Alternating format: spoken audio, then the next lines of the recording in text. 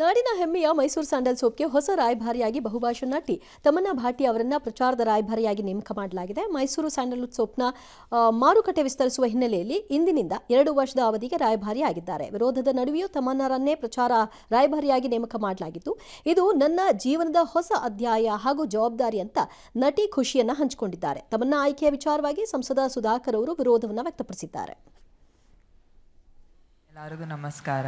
It's a matter of huge pride and honor to be a part of the KSTL family. What they have shown me today is so much warmth and love. To be honest, that's what my career in the past 20 years has been. ಸಂಸದ ಸುಧಾಕರ್ಗೆ ಯಾಕೆ ಮಯೂರಿ? ಕನ್ನಡದವ್ರು ಯಾರು ಇರಲಿಲ್ವಾ? ಸುಮ್ಮನೆ ಕೂತ್ಕೊಳ್ರಿ, ನೀವು ಕಡ್ದಿರೋದು ಅಷ್ಟರಲ್ಲೇ ಇದೆ. ಸುಮ್ಮನೆ ಯಾರಿಗೆ ಹೇಳ್ತೀರಿ ಬಂದು? ಇದು ಭಾಳ ಹಿಂದೆನೇ ಅಪಾಯಿಂಟ್ಮೆಂಟ್ ಅಂತ ಗಲಾಟೆ ಆಗಿತ್ತಿದು. ಆಗ KSNDಯಲ್ಲೂ ಕರೆಕ್ಟಾಗಿ ಹೇಳಿದ್ರು ಅಂತ ನನ್ನ ನೆನಪದು. ಇದು ಪ್ಯಾನ್ ಇಂಡಿಯಾ ವ್ಯಾಪಾರದ ವ್ಯವಹಾರ. ಇದು ಮೈಸೂರು ಸ್ಯಾಂಡಲ್ ಸೋಪ್ನ ಶಿವಾಜಿನಗರದಲ್ಲಿ ವ್ಯಾಪಾರ ಮಾಡೋಕ್ಕಲ್ಲ ಕೂತ್ಕೊಂಡಿರೋದಿಲ್ಲಿ. ಮಾರುಕಟ್ಟೆ ವಿಸ್ತರಣೆಗೆ ಅದಕ್ಕೆ ತಕ್ಕಂತೆ ಮುಖಾನೂ ಬೇಕು. ಕರ್ನಾಟಕದಲ್ಲಿ ಜನ ಇಲ್ಲ ಅಂತಲ್ಲ, ರೆಕಗ್ನಿಷನ್ ಆಗೋ ಥರದ್ದು. ಅದು ಕರ್ನಾಟಕದಲ್ಲಿ ಆ ಥರ ರೆಕಗ್ನೈಸ್ ಆಗಬಹುದಾದ ಒಂದು ಹೆಣ್ಣು ಮಗಳಿಂದ ನಾವು ಅಪ್ರೋಚು ಮಾಡಿದ್ವಿ. ಆಕೆ ರೆಸ್ಪಾನ್ಸು ಮಾಡಲಿಲ್ಲ ನಮಗೆ. ಬೇರೆ ದಾರಿ ಇಲ್ಲದೆ ಇದನ್ನು ಮಾಡ್ಕೊಂಡು ಹೋದ್ವಿ. ಅದಕ್ಕೊಂದು ಕಮಿಟಿ ಮಾಡಿತ್ತು ಅಂತೆಲ್ಲ ಹೇಳಿದ್ರಪ್ಪ. ದಟ್ಸ್ ಓಕೆ ಅನ್ಸತ್ ನನಗೆ. ಮತ್ತೆ ಅದನ್ನ ಎಳೆಯೋದು ಅದನ್ನ ಸುಧಾಕರ್ಗೆ ಯಾಕೆ ಮಯೂರಿ? ನಿಮ್ದೇನ್ರಿ ಪ್ರಾಬ್ಲಮ್ಮು ತಮನ್ನಾ ಜೊತೆ? ಹೋಗ್ಲಿ, ಆ ಥರ ಪ್ಯಾನ್ ಇಂಡಿಯಾ ಯಾರಿದ್ದಾರೆ ಹೇಳಿ.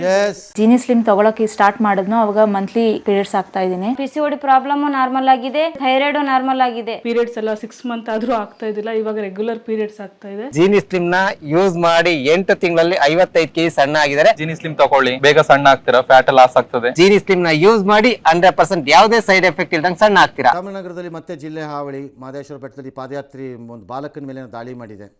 ಫಾರೆಸ್ಟ್ ಅವರು ಹೇಳ್ತಿದ್ದಾರೆ, ನೀವು ಅರಣ್ಯದ ಒಳ ರಸ್ತೆಗಳನ್ನೆಲ್ಲ ಬಿಟ್ಬಿಡಿ, ಪಾದಯಾತ್ರೆಯಲ್ಲಿ ಸುಮ್ಮನೆ ಮೇಯ್ನ್ ರೋಡಿಗೆ ಬನ್ನಿ ಸಾಕು ಅಂತ. ಕರೆಕ್ಟಾಗಿದೆ ಅದು ನನ್ನ ಪ್ರಕಾರದಲ್ಲಿ. ಪಾದಯಾತ್ರೆ ಮಾಡೋದೇ ಆದರೆ ಮೇಯ್ನ್ ರೋಡಲ್ಲಿ ಮಾಡಿ. ಒಳಗಡೆ ರೋಡಲ್ಲೆಲ್ಲ ಹೋಗ್ಬಿಟ್ಟು ತಗಲ್ಕೊಂಡು ಅದು ಬಂದು ಹಾವಳಿ ಮಾಡಿದ್ಮೇಲೆ ಯಾರು ಏನೂ ಮಾಡಲಿಲ್ಲ, ಯಾರು ಯಾವನು ಏನು ಮಾಡೋಕ್ಕಾಗತ್ತೆ?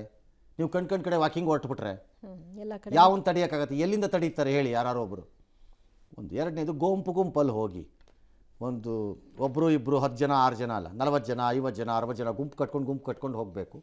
ಮತ್ತು ಅಕ್ಕಪಕ್ಕದಲ್ಲಿ ಒಂಚೂರು ತಮಟೆ ಇದೆಲ್ಲ ಇಟ್ಕೊಂಡು ಗೀಗಕ್ಕೆ ಹೊಡೆಯೋಕ್ಕೆ ಅಂತ ಇಟ್ಕೊಂಡು ಹೋಗಿಬೇಕಾರೆ ಅದು ಬೆಟರ್ ಅಂತ ಕಾಣುತ್ತೆ. ಈ ಮಧ್ಯೆ ಬೆಂಗಳೂರು ಅಂಜನಾಪುರದಲ್ಲಿ ಮತ್ತೆ ಅದು 5ನೇ ಬ್ಲಾಕಲ್ಲಿ ಅದು ಚಿರತೆ ಕಾಣಿಸ್ಕೊಂಡಿದೆಯಂತೆ. ಯಾರ್ದೋ ಮನೆ ಗೇಟ್ ಹತ್ರ ಬಂದಿದೆಯಂತೆ, ಬಂದು ವಾಪಸ್ ಹೋಗಿದೆ. ಒಳ್ಳೆಯದು, ಸರಿ. ಉದ್ಯಮಿ CJ ರಾಯ್ ಆತ್ಮಹತ್ಯೆ ಪ್ರಕರಣ ವಿಚಾರಣೆ ಮತ್ತಷ್ಟು ಚುರುಕು ಪಡ್ಕೊಂಡಿದ್ದು 4 IT ಅಧಿಕಾರಿಗಳ ವಿಚಾರಣೆಯನ್ನು ನಡೆಸಿದ್ದಾರೆ.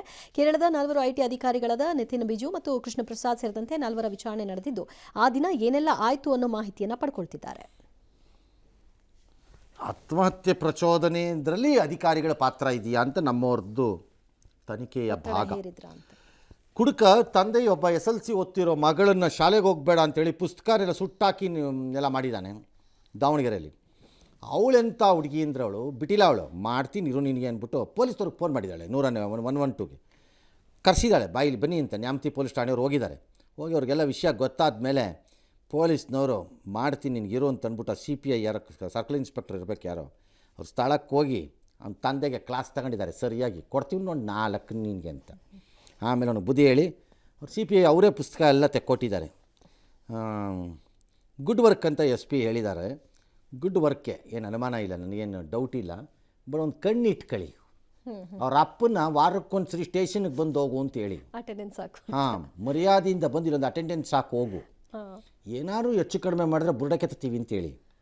ಮತ್ತು ನೀನು ಅಷ್ಟೇ ಇಷ್ಟೆಲ್ಲ ಮಾಡಿದ ಮೇಲೆ ನಿನ್ನ ಎಲ್ಲ ಕಾನ್ಸಂಟ್ರೇಷನು ಓದೋ ಕಡೆಗೆ ಹಾಕು, ಚೆನ್ನಾಗಿ ಓದು.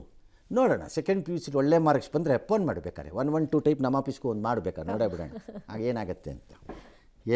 ತಿರುಪತಿ ತಿರುಮಲ ವೆಂಕಟೇಶ್ವರ ದೇವಸ್ಥಾನದಲ್ಲಿ ಭಕ್ತರಿಗೆ ಕೊಡುವ ಲಡ್ಡು ಕಲಬೆರಕೆ ವಿವಾದದಲ್ಲಿ CBI ಬೆನ್ನಲ್ಲೇ ಇದೀಗ ED ಕೂಡ ಎಂಟ್ರಿ ಕೊಟ್ಟಿದೆ. 235 ಕೋಟಿ ರೂಪಾಯಿ ಮೌಲ್ಯದ ಹಗರಣದಲ್ಲಿ 20 ಕೋಟಿ ಹವಾಲಾ ಹಣ ಬಳಕೆಯಾಗಿದೆ. ಮೊಬೈಲ್ ಫೋನ್ಗಳು, ವಾಟ್ಸ್ಆಪ್ ಚಾಟ್ಗಳು ಮತ್ತು ಎಕ್ಸೆಲ್ ಶೀಟ್ಗಳಲ್ಲಿ ಇತರ ಅಧಿಕಾರಿಗಳಿಗೆ ಸಣ್ಣ ಮೊತ್ತದ ಹಣ ಪಾವತಿಯಾಗಿರೋ ಬಗ್ಗೆ CBI ಹೇಳಿತ್ತು.